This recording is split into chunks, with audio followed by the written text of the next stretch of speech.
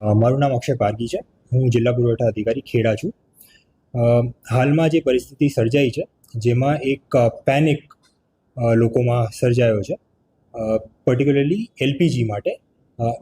એના સંદર્ભમાં હું ખાસ કરીને કહેવા માગું છું કે જે ડોમેસ્ટિક એલપીજી છે એના સ્ટોકમાં કોઈ કમી નથી, પૂરતો જથ્થો અવેલેબલ છે અને જે પણ લોકો એના માટે બુકિંગ કરાવે છે એ લોકોને આપવામાં આવી રહ્યો છે, સમયસર આપવામાં આવી રહ્યો છે અને પૂરતો જથ્થો આપવામાં આવી રહ્યો છે.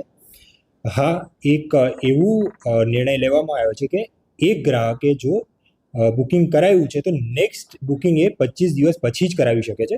એટલે આ એક નિર્ણય લેવામાં આવ્યો છે. એટલે આના વિશે પણ લોકોમાં જાગૃતતા ફેલાય એ જરૂરી છે.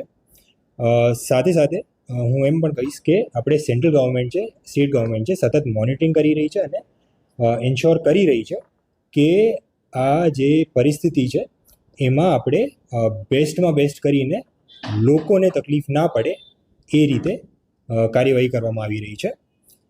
સાથે સાથે હું એ પણ કહી દઉં કે જે કમર્શિયલ એલપીજી છે એમાં એના વેચાણમાં અમુક નિયંત્રણો લાવવામાં આવી રહ્યા છે, પરંતુ જે હોસ્પિટલ્સ છે, જે એજ્યુકેશનલ ઇન્સ્ટિટ્યૂટ છે એમને પૂરતો જથ્થો ફાળવણી થઈ રહ્યો છે, એટલે એમાં કોઈ પ્રશ્ન નથી.